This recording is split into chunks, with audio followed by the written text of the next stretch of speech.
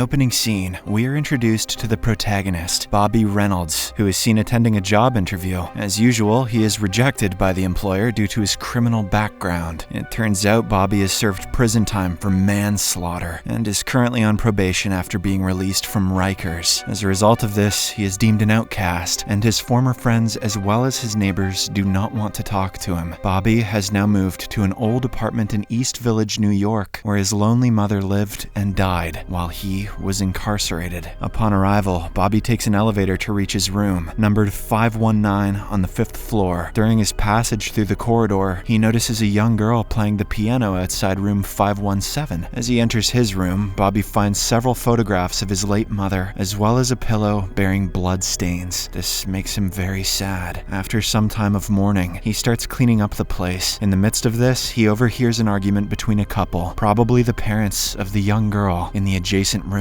In an attempt to eavesdrop, Bobby walks out of his room, but he can't hear well. He then continues with the cleaning and comes across a cracked hole in the wall behind a piano. Curious, he tries putting his hand inside. Strange choice, but something pricks his finger, causing him to bleed. He quickly enters the bathroom to wash up his wound and finds some antidepressant tablets, likely belonging to his mother. Not long after, he notices an unidentified person in the opposite apartment window, keeping a watch over his room. However, Bobby doesn't react much to this and simply shuts the curtain. Later that evening, Bobby visits a bar to meet his former girlfriend Alyssa, who works there as a waitress. He asks if they can grab a coffee someday, but she refuses, claiming that she works double shifts. Plus, she doesn't date manslaughterers. Bobby then returns back to his apartment with a sad expression on his face. At midnight, he wakes up to a strange sound emanating from the living room. As he proceeds to check its source, he is startled to witness his mother's soul pleading for help. But before he can check further, she snaps out, revealing this to just be a dream. The following day, he goes to the Houston Auto Repair Shop in hopes of getting a job. This time, a supportive owner, Hector Rodriguez, hires him, giving him a chance to rebuild his life. But he demands his loyalty and even offers to pay lower wages in the beginning. When Bobby agrees, the owner permits him to join the work from the very next day. Later on, Bobby returns to his apartment, and while on the elevator, he is joined by a police officer, Walter. It turns out that Walter is the father of the same little girl from room 517 who often abuses his family. Maybe Bobby will put his skills to work and manslaughter him. That night, Bobby once again hears peculiar scraping sounds coming from the floor. While investigating, he suddenly hears a piano tone and discovers blood on its keys. Upon further inspection, he discovers some bloody fingernails wrapped in a cloth inside the piano. Bobby then consults the apartment manager, showing him the nails and inquiring if someone else had previously stayed there before him. However, the manager denies any prior occupants and suggests that the nails might belong to Bobby's mother. He also reveals that his mother had locked herself in her apartment for a week prior to her death. From the next day onwards, Bobby begins working at Hector's garage. However, the strange visions and sounds continue to haunt him even during working hours. One day, after work, he goes to meet Alyssa with a coffee. While walking down the street, Bobby asks if she can give him a second chance and also invites her to visit his apartment. "It's really cool. My mom died in it. I keep finding blood."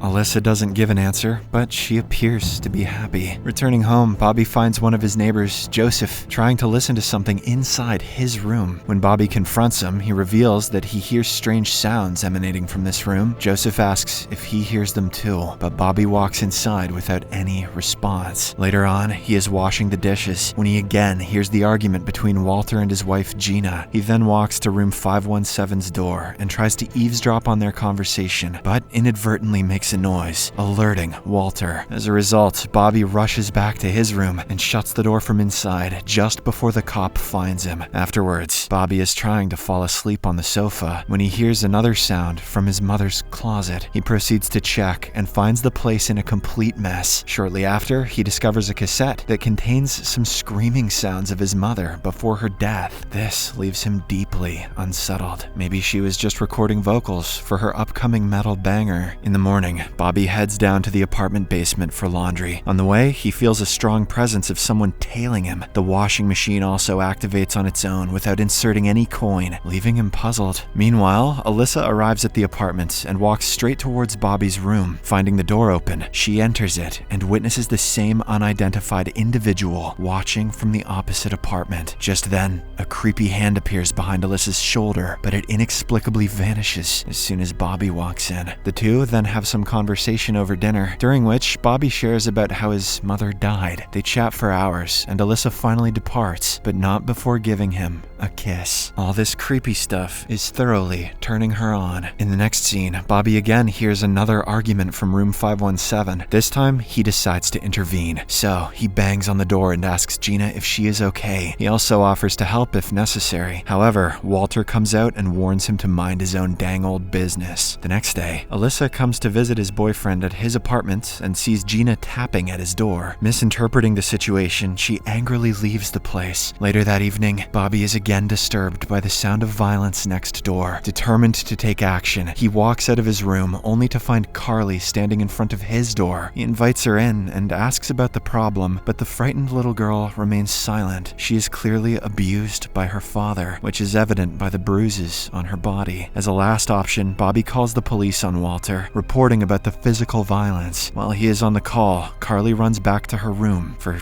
some reason. A short while later, the police arrive at the scene and break into room 517. In an unexpected turn of events, the room is revealed to be empty, as if nobody has lived there for several years. The officers deduce that Bobby has some mental issues, so they give him a warning before leaving. After this, a perplexed Bobby goes to the apartment manager and inquires about the tenant of room 517. Surprisingly, the latter also says that no one lives in that room. Now, Bobby begins to doubt his sanity. In addition, he continues to hear and hallucinate things that are not there. Alyssa is going to love this. Elsewhere, Alyssa is at her college, talking to her friend about Bobby. Here, she admits that he went to jail because of her. Turns out the pair had attended a party where a stranger approached her and began to assault her. Upon witnessing it, Bobby punched him repeatedly in the face, ultimately resulting in manslaughter. One day, while working in the garage, Bobby is startled when he experiences some blood dropping on his face. He frantically rushes to the bathroom, but by this time, the blood has mysteriously disappeared. Hector notices his unusual reaction and suggests that he take a day off. Meanwhile, in the apartment, Joseph is seen preparing dinner, but his attention seems to be somewhere else. Shortly after, he goes to take out some trash when a hand emerges from the bin and grabs him. Frightened, Joseph runs back to his room and locks the door. At the same time, he hears a knock on the door, and upon peeping through the hole, he witnesses a ghostly figure of a woman asking him to open the door. In a state of panic, Joseph locks himself inside the bathroom. However, he's still not safe as the ghost walks inside. With this face-to-face encounter, Joseph becomes so scared that he succumbs to his fear. Did he die, or did he merely poop himself? The following morning, a detective shows up at Bobby's place and asks some questions about Joseph. Bobby, due to his criminal history, becomes the prime suspect in this death case. Later at work, he learns that a car has been stolen from their garage. Hector has his suspicions about Bobby, so he asks him to return the car within an hour, or else he'll call the police. Our hero is greatly disappointed by this accusation, so he leaves, saying he's innocent. As the time passes by, the ghosts of Gina and Carly continue haunting other individuals who have connections with Bobby and the apartment building. In one instance, Alyssa is at her designing class when she sees Carly's ghost in one of her mannequins. Terrified, she rushes to the bathroom, but the ghost haunts her there as well. On the other hand, Hector finds out that the car was mistakenly towed away by the authorities. This makes him regret his earlier actions, so he decides to go to Bobby's apartment to apologize. As he gets in the elevator, he finds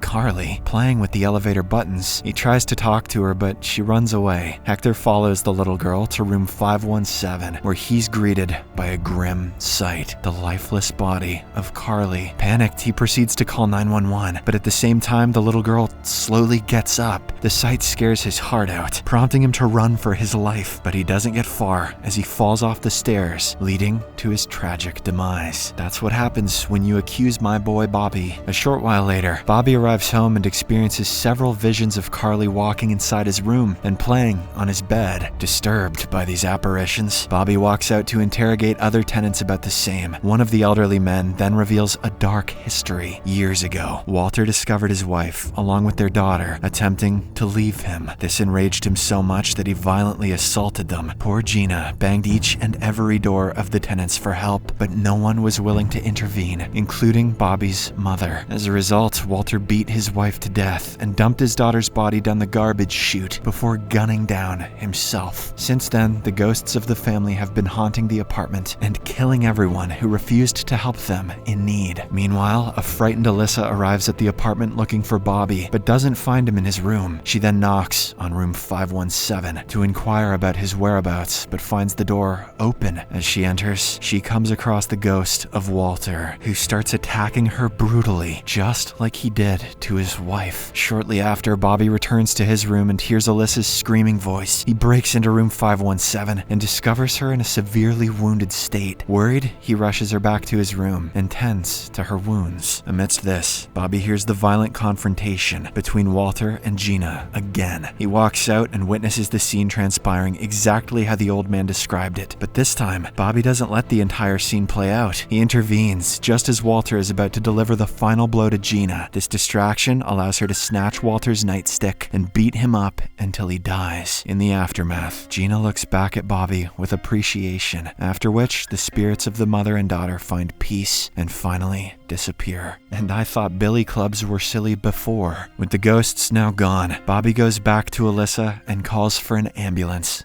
to help her.